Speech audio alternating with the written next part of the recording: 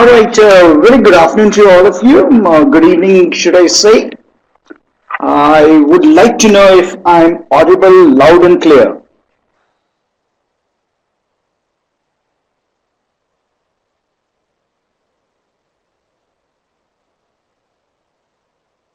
All right, thank you.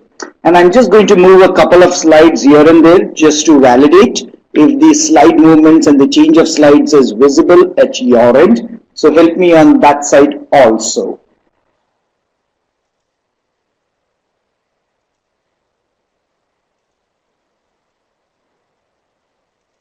Do let me know if the slide movement was okay for you guys. All right, everything seems to be wonderful, so let's get started.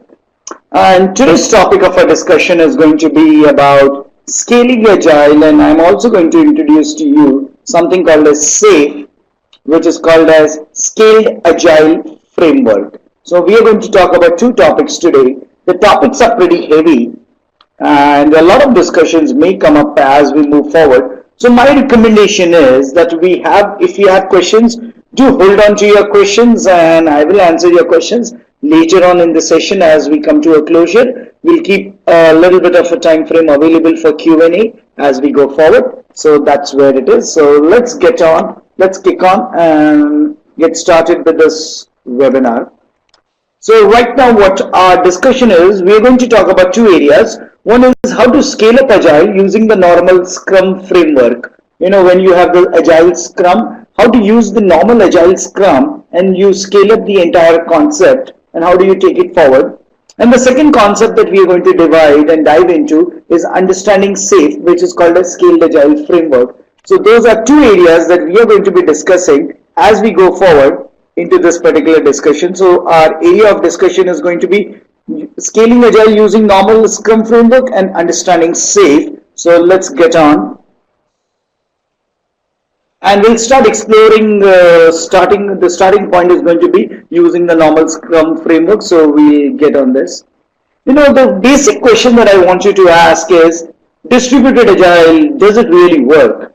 You know, the point that I'm trying to highlight is that whenever you look at Scrum Guide, you look at all the Agile manifestos, you look at the Agile values and all of that kind of lovely stuff, they always say that Agile is ideally for small teams, co-located teams, when the customer is available to you or for the team at all the given points in time. You know, wonderful things, and they all make business sense according to me.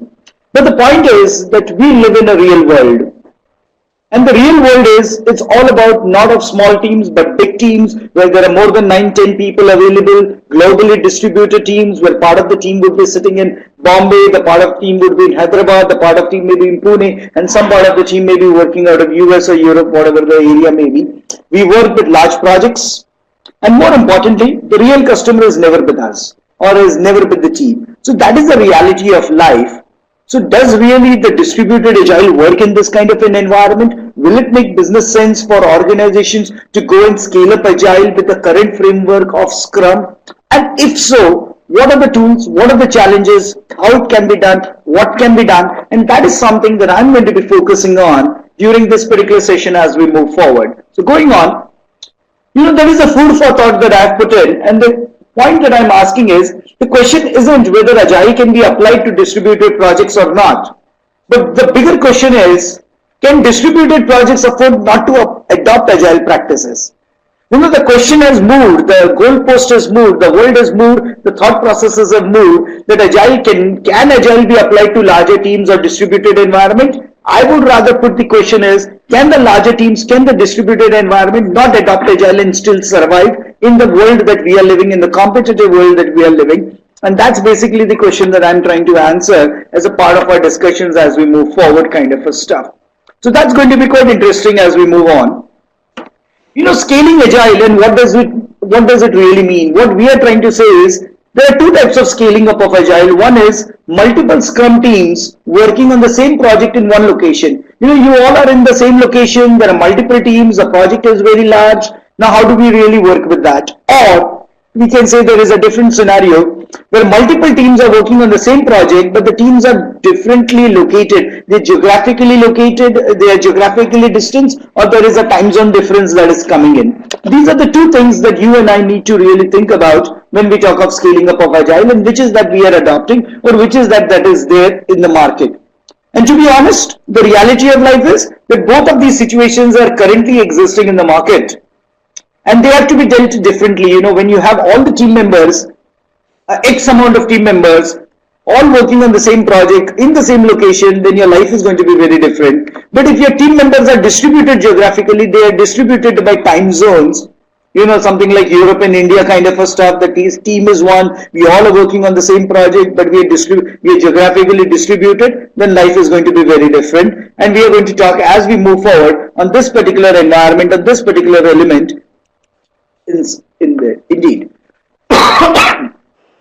The bigger point is, whenever we do trainings, whenever you attend trainings of Agile, whenever you talk about the manifesto, the training is often talked about, we all need co-location, the team should be in one room, the team should be together, the developer, the development team, the scrum master, the product owner, they all should be sitting in the same room, so on and so forth kind of stuff. So if you actually notice, if you actually look, the entire focus has always been given on the Agile is on co-location. Agile has never really, honestly, truly speaking, the original intent with which the Agile was created was never focused on having distributed environments. Agile was always supposed to be for smaller teams, and that's exactly what, today in the environment, the training industry is focusing, and all the trainings, whether you talk of PMI, SCP, you talk of certified Scrum Masters, or any of those kind of Scrum trainings, they all will be, focusing and diverting your attention. Then let's have everyone co-located kind of a stuff. And that's quite an interesting thought.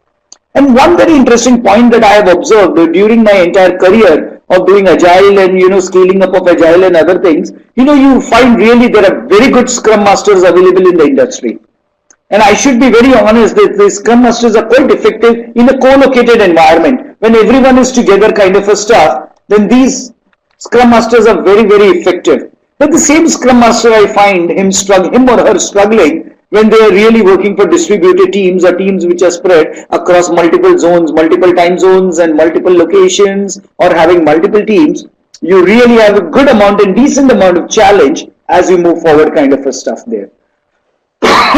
So that is something that we really need to worry about and take care, that Scrum Masters are very effective in a co-located team, but we find them very ineffective for a distributed environment. So what needs to be done? Before we jump into the solutioning mode of the scaling up of Agile, we also need to understand and start appreciating some of the challenges that are existing in the scaling up of Agile. Agile is all about face-to-face communication. Agile is all about collaboration. Agile is all about dealing with teams. And the moment you talk of scaling up, we definitely have barriers in communication, collaboration. There is a lack of trust, lack of coordination, lack of one field team, lack of accountability, no true ownership. You have a blame game environment that comes in. And typically I've also seen cultural insensitivity. Now what is cultural insensitivity? When people are located in different environments in different time zones, we are bound to have different cultural issues that are coming in, and that cultural insensitivity actually creeps into the system and creates a huge amount of showstopper for the team to really get along and get the job done, provide the solution to the customer, so on and so forth. So these are some of the few challenges that we typically see in scaling up of Agile in any kind of an organization. And one of the biggest elements for me is the blame game environment, the true ownership, lack of accountability, visibility to the management, visibility to all stakeholders involved in the system. That is something very truly that we need to really focus upon in understanding and appreciating what can be done and how it can be done kind of a stuff. Now I'm going to take up a case over here where we have a team where there are many resources, all of them are co-located, all of them are in the same building, and it's one big project. And guess what? There are 50 odd people, there are 50 team members available. Now, but there's 50 team members available. How are we going to do Agile? How are we going to scale up the entire concept? And what are we going to do? So here are a few solutions that I'm going to put up on the board for you. Now, one solution is that you should divide your team into 5 different teams. Now, the division of the team can take place on multiple parameters. You can do the division on the team on the technology, the front end, the back end, the database kind of a stuff, or you can do it on features, you can do it on modules. The choice is up to you. And what we are trying to say is that if you have a 50 team member, if you have a 50 people team, then try and divide this entire concept across 5 different teams and ensure that all the 5 teams are cross-functional in terms of we have decent amount of designers, developers, testers, and all these characters available as the need would be and as the case would be to do the job as we move forward kind of a stuff. Having said that, sorry, you would also have to introduce a concept of something called CPO. Now this is an interesting concept that I'm trying to arrive at, and this is called the Chief Product Owner. Because we are going to have multiple teams, very radically said, you may require multiple product owners also, because one product owner may not be able to or may not be in a position to talk to each and every team member or each and every team and provide them the necessary guidance, the necessary thought process, the necessary clarification and discussions. So it might warrant at times that you may have to have multiple product owners. Now, the moment you have multiple product owners, then there is no ownership of the entire concept. And that is where one of the elements that you should always introduce in this kind of a scenario is try to identify someone who could be a chief product owner. A chief product owner could be one who could give the direction, overall direction to the product. Someone like a marketing manager, someone like a product manager, someone of that level. At that level, you are supposed to be thinking about of getting the things done.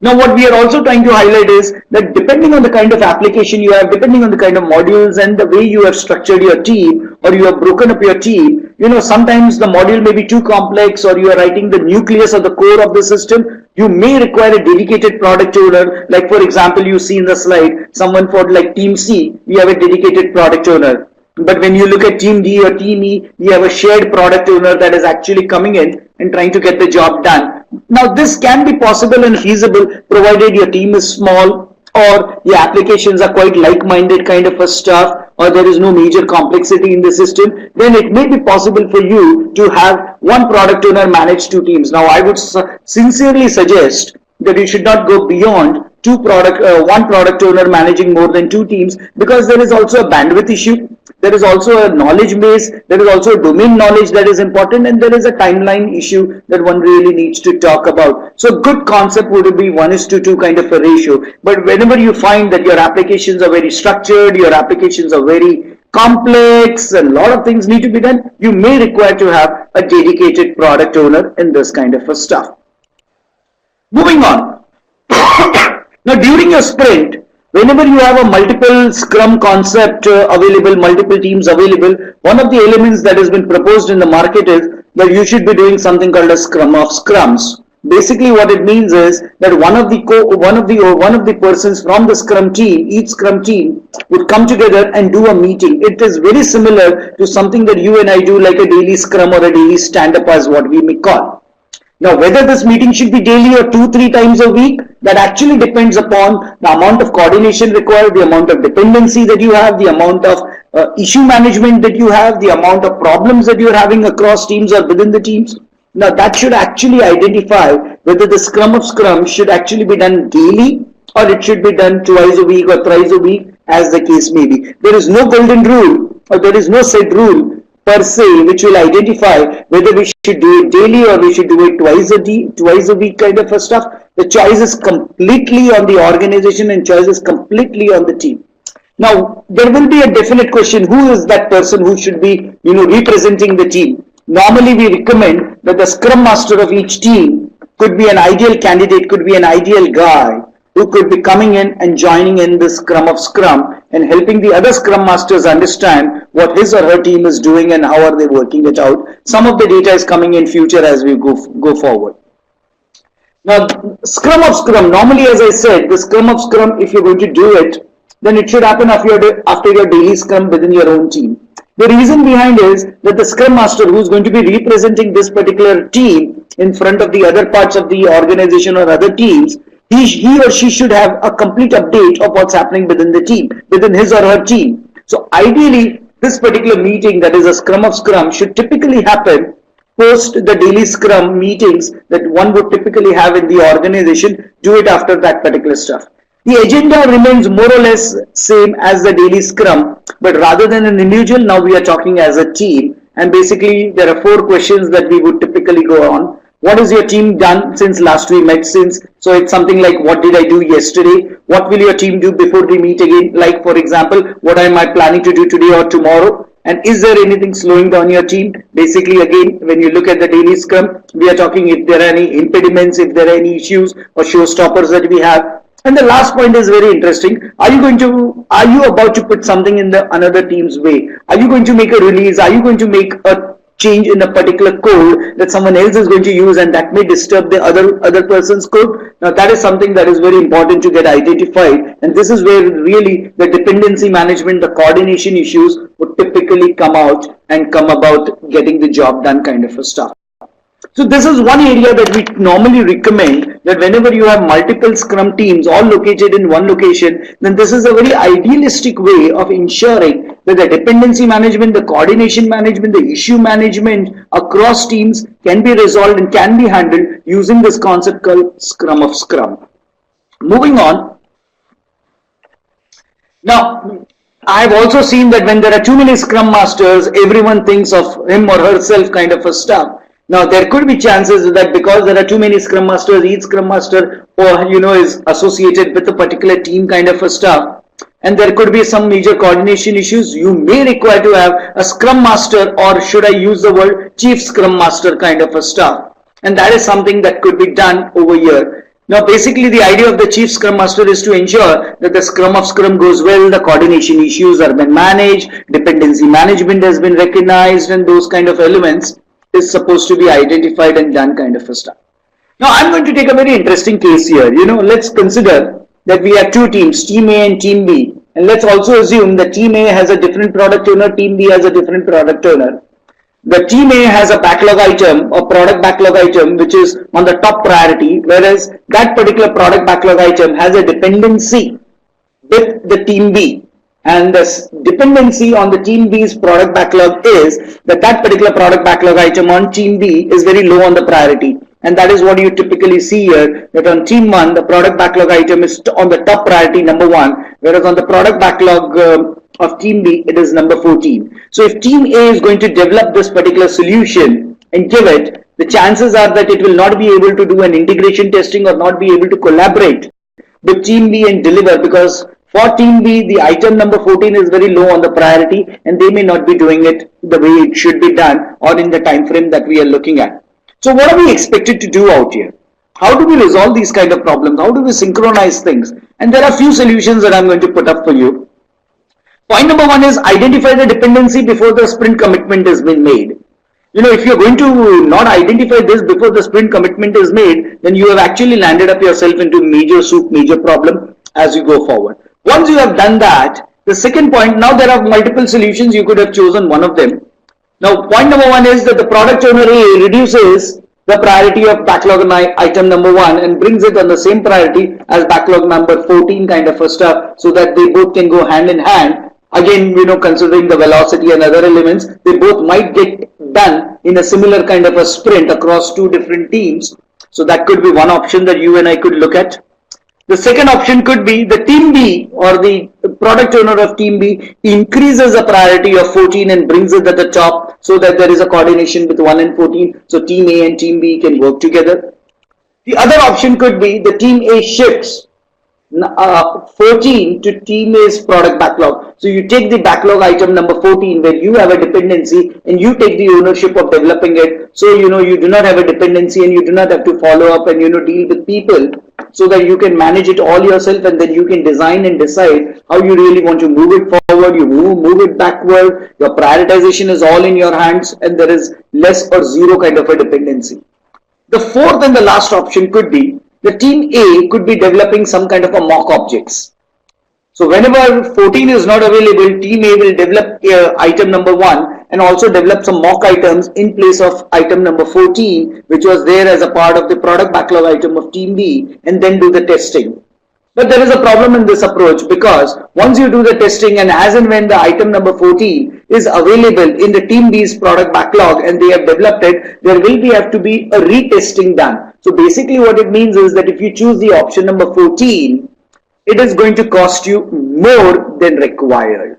So the idea is that either you go with option 1, 2, 3, and if it is really not feasible to go with option number 1, 2 and 3, then as a last straw, as a last element, as a last trump card, you should have gone with item number or option number 4, where the team A would develop the mock objects and then test with the mock objects, and as and when the item number 14 is available, then the team would actually go and redo one more round of testing and do the integration across it. So these are the kind of approaches, these are the kind of thought processes that you and I need to take care as we move forward within the system. Moving on, now we are going to talk about some different kind of scrums or scrum teams where the logistics could be different, and one of the elements that I'm now trying to put up is your team is located, that is your development team is located in one location and your product owner is in a different location. And to be very honest, in the Indian IT environment, this is something that you and I normally see on a daily basis, the onshore offsite model kind of a stuff. So I'm taking an example out here where the structure is that the product owner is in Europe, whereas the team, let's say hypothetically, is in Pune, India. Now, one approach would be that the Scrum Master should always be located where the team is located. Ideally, you should be running 2 weeks of sprint. That is the best according to me. Don't run 1 week or 4 weeks kind of a stuff. The team will do their daily scrums and their daily meetings at their own location at a convenient time, which really works out for them, and the product owner would not join just because of time zone differences. The Scrum Master will take all the notes, identify all the impediments, identify all the issues, develop an email and send it across to the Scrum Master in Europe so that he can resolve those problems. Now the next point is something very interesting here. At a regular interval, we do believe that the product owner travels to India for a project kickoff. So what we are saying is, like, let's say hypothetically, if you're going to do a quarterly release cycle or a quarterly cycle where in a quarter there are going to be 6 sprints. So every 6th sprint, the product owner should come to India to do the kickoff for the rest of the release that is going to happen. Because let's be honest, more you have the face-to-face interaction, the more the granularity, the more the visibility, the more the understanding of the requirement on the product happens. And then once that starts building up, the rapport starts building up, the team also starts getting into the confidence. The other area that we are also going to recommend is that all real-time meetings between the team and the product owner must be visual, which means please do not only focus on audio calls. Audio conference calls are not recommended. You should always have an audio video call, have a video conferencing, have WebEx, whatever that would work for you depending on the infrastructure that the organization would carry as you go forward. Moving on, we also recommend that we should be using good tools like wikis, Google Docs for sharing data, all the backlog items. Very honestly, the Agile, if you actually notice, has always promoted have everything on the whiteboard, have everything on the flip charts and those kind of lovely stuff. But when you're dealing with international borders, when you're dealing with different time zones, when you're dealing with different geographies, then you cannot afford to have everything on paper. You would have to very strongly go into the electronic mode, and that is where we say that your backlog items and all related requirements should be kept in that fashion. Current list of blogs and impediments that the team is facing is kept in a very interestingly. There is also one very interesting element, personal contact information. Now this is something that I would recommend, that the personal contact information of the product owner, of the Scrum Master, of the team should always be known to each location. When are you available, what are your off timings, what are the OK hours to contact. This is very important because do remember, for example, in this particular week, come Friday, there is a festival in India. Now Europe is not going to be celebrating that festival, which means people in India would not be available. So that is something that the product owner on the other side of the fence, on the other side of the ocean, should be very well aware that, okay, these are the holidays, these are the national holidays, these are the holidays that this particular organization or this team is going to observe. Similarly, the team over here should know the holidays and the vacation plans and other things of the product owner sitting on the other side. And these are very important things. A lot of organizations, a lot of us, we really do not pay quite a bit of attention on all these elements, but this is something that we should be thinking about. We also recommend that at least once a week, there should be 1 hour real-time meet between the product owner and the team. And again, as we said, it should be always in-person kind of a stuff, which means audio video call is what is important. And every 3 to 4 months, that is a quarter kind of a stuff, the product owner should be traveling to India to have an in-person planning, at least for the first sprint. Moving on, and this is a very interesting point that I'm trying to raise. Agile, when we talked of Agile, it was always co-located teams, 9 people all sitting in a room. And now we are talking of distributed working, like for example in India, the onshore offsite model. According to me, they are like oil and water. They don't mix. And very important and very sensitive point is that good hyper-productive agile teams are typically always co-located. You have a shared ownership, shared responsibility, and high degree of interaction. And the point is that between all of this, we are now trying to identify how we can scale up agile, how we can distribute people across halfway around the planet and still get all the job done. And this is something very, very interesting and dynamic that you and I need to talk, and that's where we are going in the next part of this section to talk about it. The real problem in distribution is not about people, it's about the distance. And distance in terms of geographies, in terms of time zones, in terms of cultural sensitivity, the language barrier, the different standards that we follow, no shared ownership, it's us versus them, we versus you kind of a stuff. And it is all a form of distance between people that is increasing the cost of communication. And when the cost of communication increases, the communication barriers will come in, the communication breakdown will happen, and things really don't work for the customer. So ultimately, it's the end customer who suffers for all the problems that the client or the team is going to have. And this is something that you and I really need to focus as we go forward in the system. Now, it's very easy, especially when you have a team which is co-located in different environment, or like, Pune, Hyderabad kind of a stuff. We all are in the same time zone, pick up a phone, talk, and great job, things can be done. But what do you do if you have a no time overlap? Like one is sitting in Singapore and the other guy is sitting in US. And guess what? In US you are in California, so you are literally across 12 hours to 13 hours worth of or 14 hours worth of difference. So when one guy is sleeping, the other guy is working kind of a stuff. So what do we really do specifically when there is a no time overlap? How do we really manage that? And that is something that I'm going to be talking about in the next section. And that is what it is. So here we are now going to focus on a concept where the team has been split between 2 locations. For example, there are 4 developers and 1 tester in India, and there are 4 developers and 1 tester in US. Now, if you actually look from the management's point of view, it is 1 team just broken up into 2 locations. But from an agile point of view, if you actually look, they are actually 2 different teams. Even if we call them 1 team, they will always be 2 teams because they are physically 2 teams. And even if you say they are 1 team for all practical purposes, please ensure that you have 2 scrum masters at each location. You cannot have a scrum master which is remotely located. Please do not use a remote scrum master kind of a concept. It really doesn't make sense. Now, if you cannot afford to have a full-time scrum master in the team and 2 of them, then ensure that you have a scrum master from the team itself. That means you have one of the team members who will play a lighter load, who has a lighter load, can play the role of the scrum master. He can also have his day job as a developer or a tester or an architect, designer, whatever the case would be. And when you talk of daily scrums, now if time permits, ensure that you have 1 joint daily scrum via phone, webcam and all that. Now do remember, as much as possible, see the other side of the fence. And the time zones are 2 separate, they are 2 different. Then I recommend that you have 2 different daily scrum meetings with notes from each team being exchanged and emailed on a daily basis. And all the other scrum artifacts like the scrum backlog, the sprint backlog, the burn down charts, and all of them are shared in an electronic location, are shared electronically and in a shared location. And one of the very important advice is that try to use the similar kind of tools across both the teams. So it should not be like one team in US is using Rally, whereas the Indian team is using Excel files and all that. It really doesn't make business sense. So try and ensure that you standardize on tools and other things as you go forward within the system. Moving on, what we are trying to also highlight is that in these kind of environments, what would really not work? Stand-ups just via phone will not work. So don't do a stand-up meeting on the phone. Do a stand-up meeting by an audio-video conference. Don't do demos just by a remote desktop. That would really not work. Again, have an audio-video kind of a stuff. Pairing just by doing a serial code review is not going to be enough. If you really want to do pair programming, you need to share the desktops. Let one guy have the headphones on, the other guy is a driver who's writing the code. Both of them are talking to each other, even though they are geographically separated and all that kind of a stuff.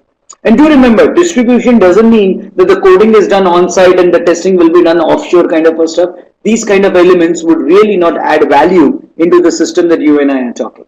Now, I have taken an example as a day in a life of a Scrum team, And what we are saying is one of the teams is in India and the other team is in Holland, Netherlands. And typically if you see between Holland and Netherlands, we have between India and Netherlands, there is around about like a 3 hour kind of a difference. So if you see the top line is where the India is, and if you see the bottom line, that's where the Netherlands is. So what we are saying is 9 o'clock the India time, things start. So you will have a local stand-up meeting. You carry on your work. 12 o'clock, which is the noon time in India, which will be typically like a morning start time in Netherlands. That is where you have a joint daily scrum meeting. You will join together, two hands working together, the onshore, offsite, both working together, coming together and doing one joint daily scrum meeting. And as you go forward, now, if you look at the end of the day in India, the Indian team would go and update the Scrum board, which is the virtual Scrum board, updating the status and other things of what. Similarly, at the end of the day of the Netherlands, they will update the Scrum board. So the idea is you need to have electronic mechanisms, electronic tools, standardized approaches across two teams to get the job done. And where possible, if there is a good amount of overlap, try to do the daily Scrum, the daily stand-up together kind of a stuff, and that would really help the organization to move forward and scale up. These are some of the other elements that I would like to highlight and talk about. One of that is, what is a distributed team? Technically, a team that does not sit directly with each other, which could mean that teams are in different cities, different locations, different floors in the same building. You may be in the same building, but one part of the team is sitting on the 5th floor, the other part of the team is sitting on the 8th floor. It is still technically a distributed team. Usually refers to a development team that typically works on the same project but are located multiple geographical locations of work site. Some of the communication tools that we recommend that you guys should be using is wikis, webcams, cameras, online chat, have instant messaging tools that have been used, and at regular interval try to get your team together. I do agree that there is a cost factor that will come in, but one also needs to evaluate the timeline, the cost versus the advantage that we will have. One needs to do the trade-offs.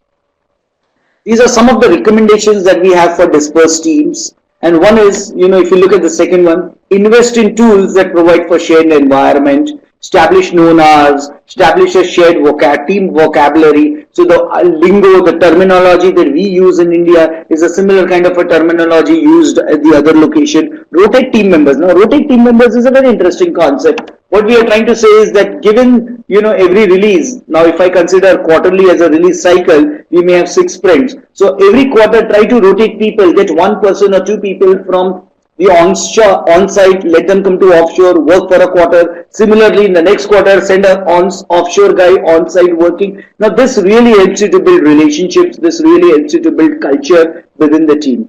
Now, definitely there is a cost, but one also needs to think about the productivity gain that the organization is going to get.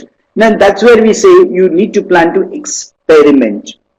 You need to experiment and get the things done. And do apply Scrum concepts whenever you find that the mass remote meetings are non-productive, not helping you, then utilize the Scrum as a concept.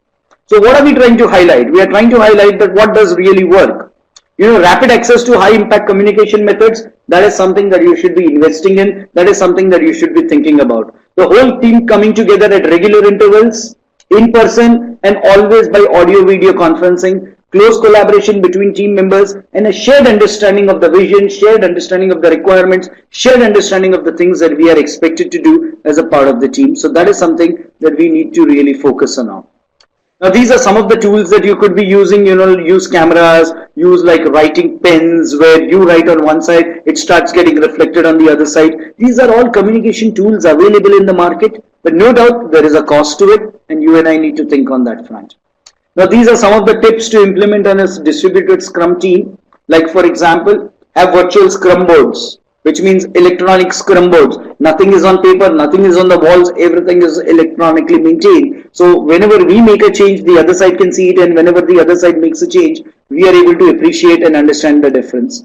Similarly, as I have been highlighting, one of the other elements is do video conferencing. One of the biggest contributing factors in distributed environment. Use video conferencing mostly for all your team meetings, like your daily Scrum, release planning, sprint review, sprint retrospective. These are the areas where you need to invest and need to work out on all of these elements as you go forward.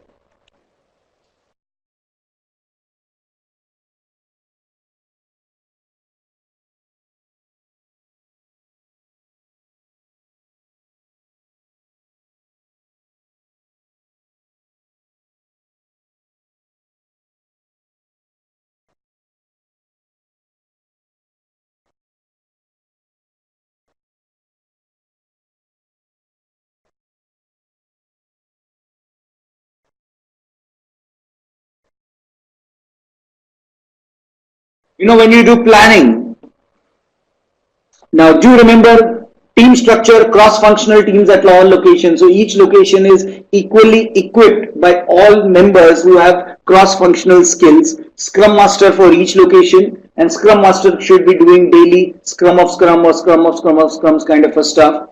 You cannot have multiple product owners. Now do remember, we can have multiple Scrum Masters, one for each team at each location, but you cannot have multiple product owners. So try and develop concepts like proxy product owners, which will create a link between the product owner and the development team kind of a stuff. Start identifying your dependencies.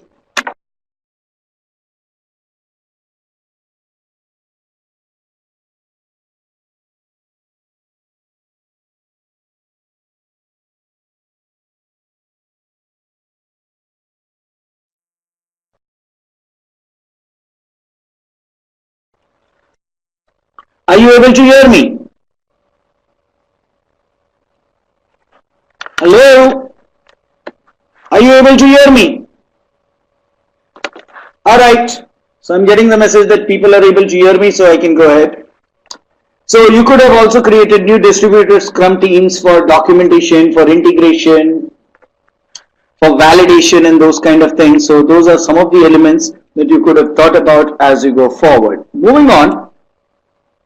When you talk of distributed teams, it's not only about the management of the team, but it is also about the engineering part of the team. So what we also recommend is that in a distributed environment, you should always have centralized code repository. You should do automated deployment, have automated testing, automated regression testing, nightly builds. All these elements should be there, and there should be a real-time visibility into the Scrum progress. So that is something that you and I need to be doing as we move forward in the system. And that is something that you need to focus on within the game. Some of the principles of true agility, there are three of them, and namely that is communication, understanding, and the team growth. According to us, these are the three major elements of any good principle of true agility. Now, what do we mean by that and what do we do about it is something that I'm going to talk. Now, when you talk of communication, as we said a number of times, communication should be rapid, communication should be high impact, and communication should also be incidental. What do I mean by incidental? It's not only on the team meetings and team meetings and the ceremonies, but as and when required, you should be able to do that particular communication within the system as we move forward. Similarly, understanding, have virtual whiteboards, regular on-site visits, formalize agreements between the team, define your internal SLAs, or should I talk OLAs, team growth, create team events where both the teams on the other side or multiple teams can join in, have shared vision within the system. So these are some of the things that you and I can do to bring about true agility in the system with respect to the communication of the system, collaboration, communication, understanding, and finally the team growth. Because unless the team grows, things would really not work out in an organization. Having said that, I may be sounding a little repetitive here, but again, just to reiterate, some of the success factors. One of the success factor is avoid depending heavily on the use of emails for knowledge sharing. Remember, emails is for communication, emails is not for knowledge sharing. For knowledge sharing, you should be using wikis, Google Docs, do audio video conferencing, those kind of things are required. Do net meeting, do have instant messaging tools, those are the kind of things. Have robust and scalable engineering platform to perform. Remember, you may be doing great Scrum training, great Scrum work, but if your code is not well behaved, if your code doesn't work really well, then it really doesn't make sense, and that is where the extreme programming part of the Agile really becomes cool and handy. So ensure that there is reusability, you are refactoring your code, there is a collective code ownership, Now, I would like to highlight and spend a couple of minutes on this collective code ownership. Collective code ownership would really mean that, everyone owns the code rather than say, well, this is the code that in India Ajay would always keep on doing it. Well, it is not Ajay's code, it is the team's code and it's the organization's code. So basically, you should develop rules wherein if I touch a particular piece of program or a particular piece of code in one sprint one, then I should not be allowed to touch that piece of code in sprint two. The idea is try to promote the knowledge of that particular program, the knowledge of the source, the knowledge of that particular application across multiple people within the team. So in case when I'm not available, someone else can take the ownership and modify the code and move it on. We have heard it many a times. I can't modify someone else's code because I don't understand what they have written, how they have written, they have not followed the coding standard, so on and so forth. There are a number of excuses. There are a number of excuses that we keep on doing within the system. So that is something that we need to really work it out as we go forward. These are some of the key takeaways that I hope you are able to hear me, guys. Hello?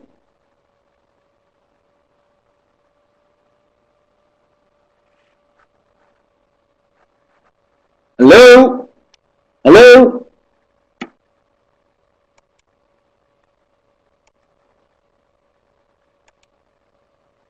I'm not speaking at this point in time, so please hold on to your messages on the chat.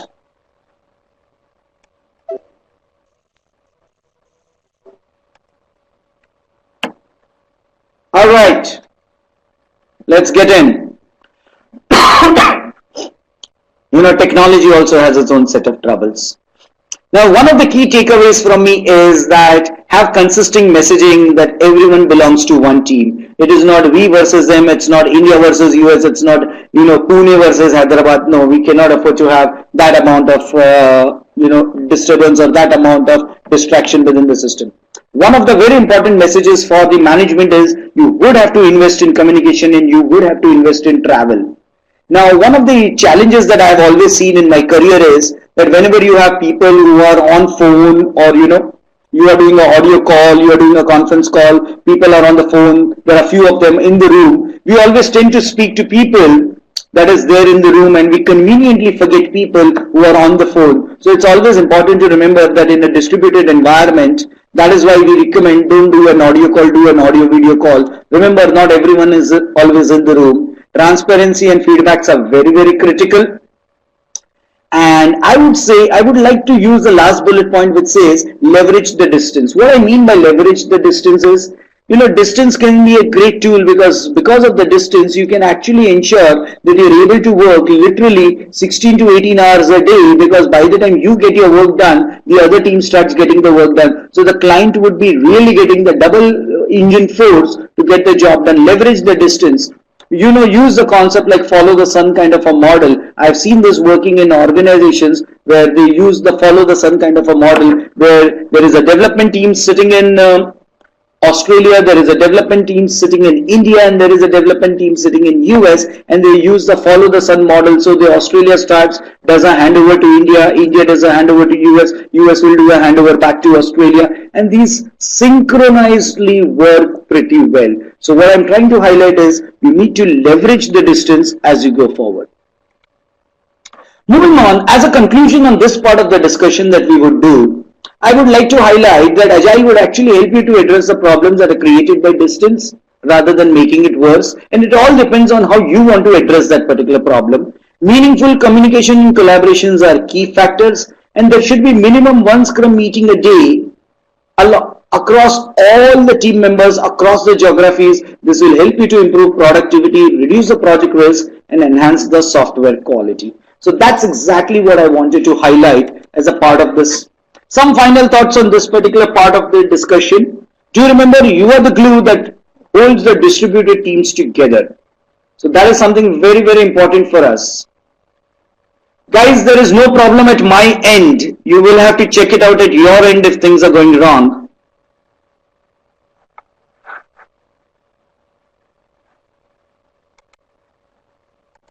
Hold on.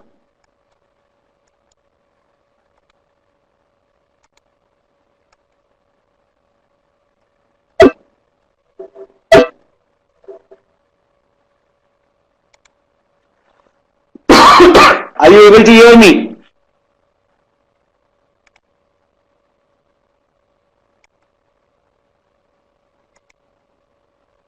All right. So the final thoughts are that you are the glue that holds the distributed teams together. So that is what I wanted to highlight as far as we were talking about using the Agile Scrum framework in scaling it up. Now I'm going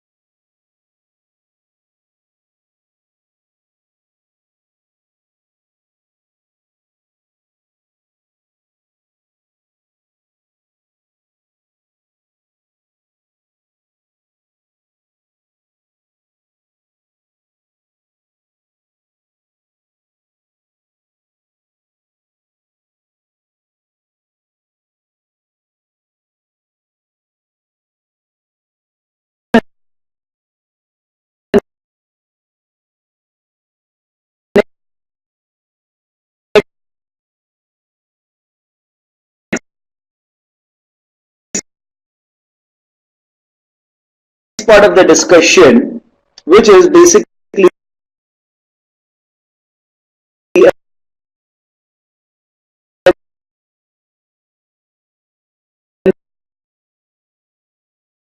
I have to be honest with you that I'm only introducing you to the SAFE framework, that is a scaled agile framework. There would be a different webinar that we will do in near future.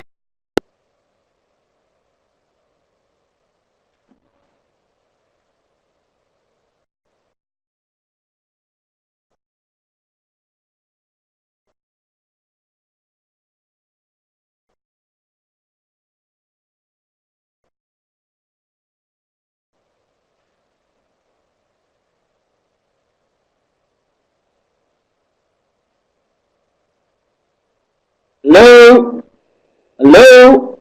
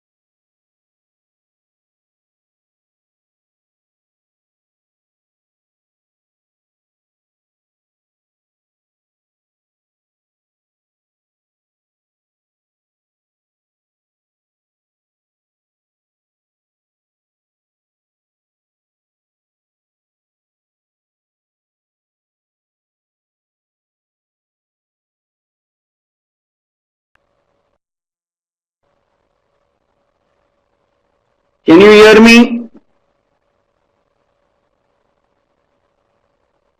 Am I audible? Okay. I know this is just a little bit of a... Okay, got the message. You're able to hear me. Alright.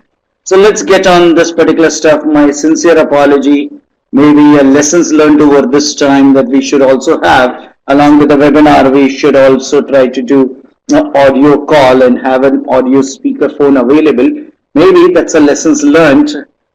As we say, we always do retrospectives. So that is something that we can take care of as we move forward in future. My sincere apologies to all of you.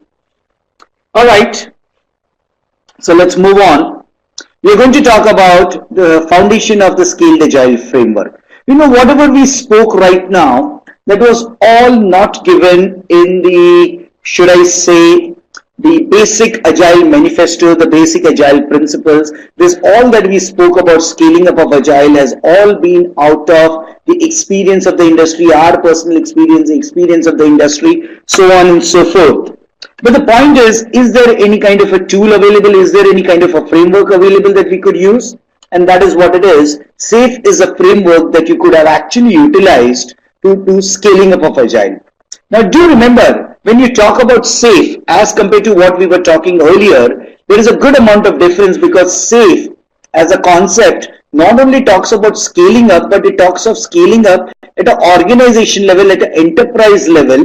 And the more important part is that SAFe takes into account the systems view of the application rather than the project view of the application. And this is something quite interesting to understand and appreciate, that one is going to be taking a systems view of the application.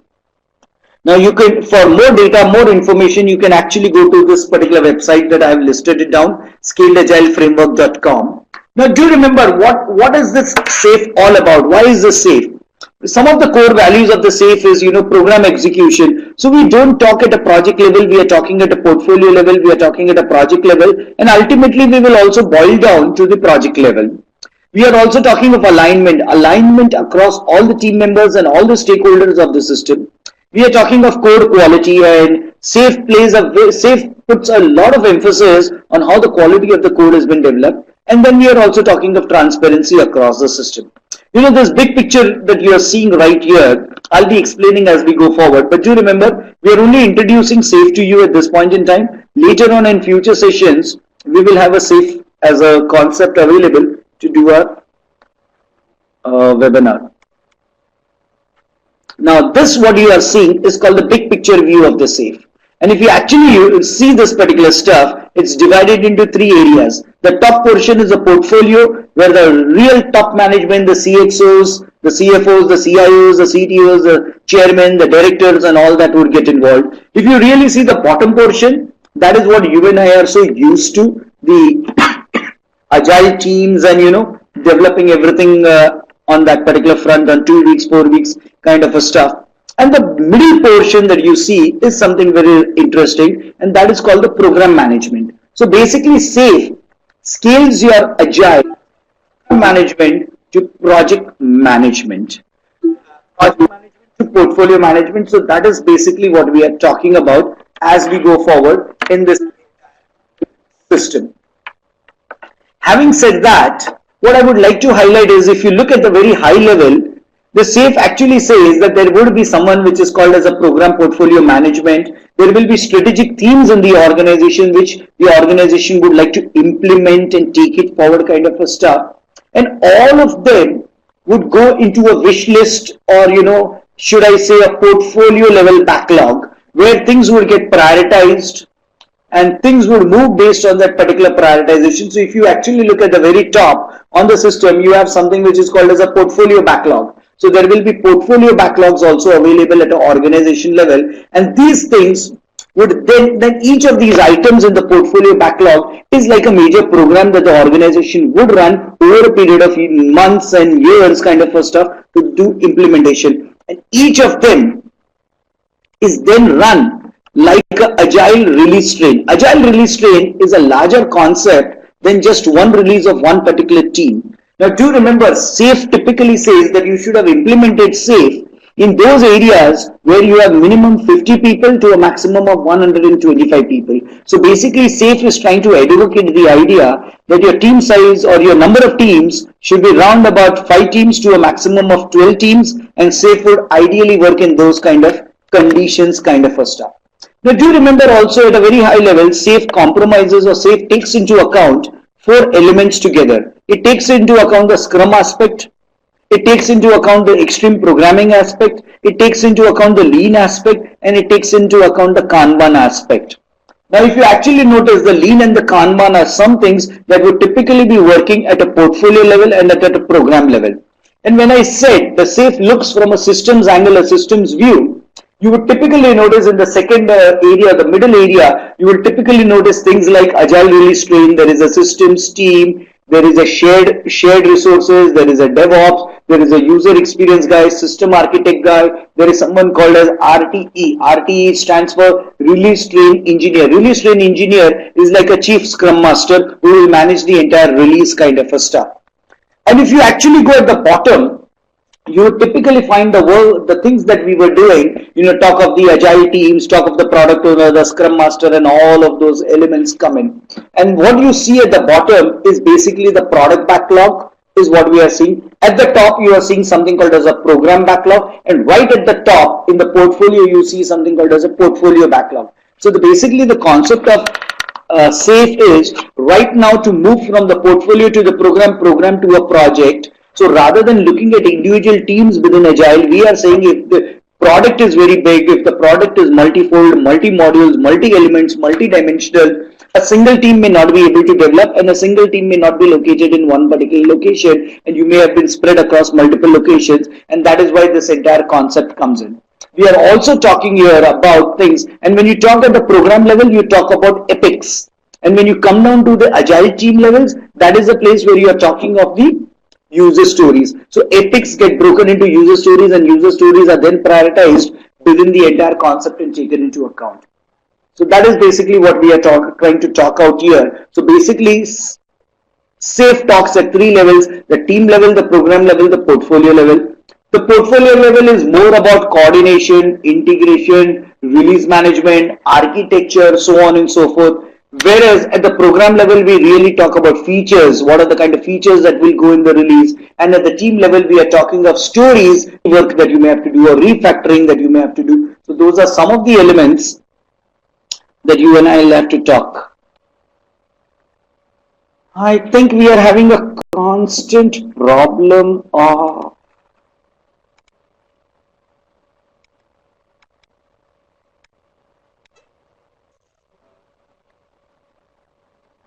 Can you hear me? Hello?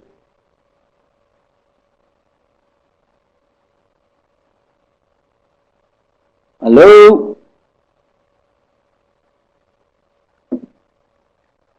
I believe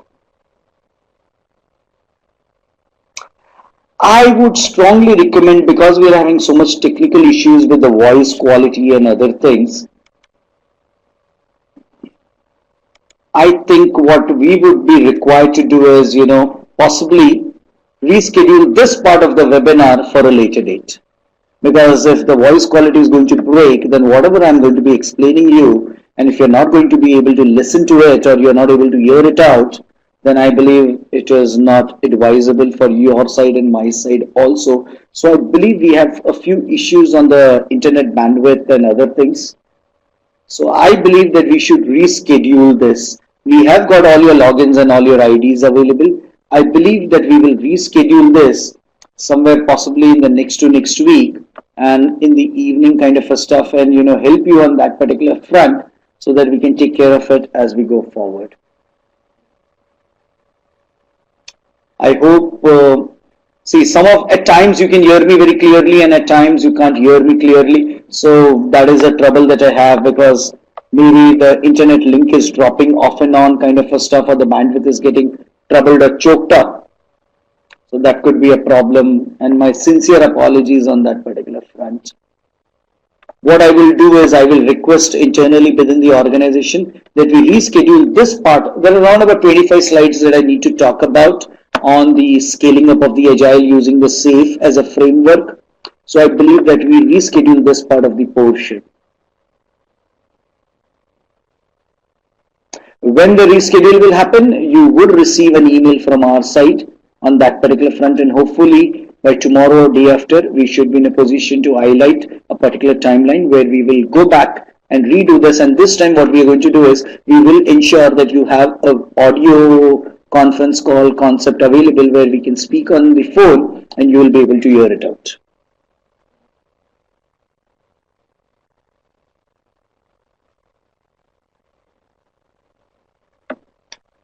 My apologies and thank you for being with me, and I'll let you know you will have an email from QAI stating that which is the day that we are going to be running this particular show again. Thank you.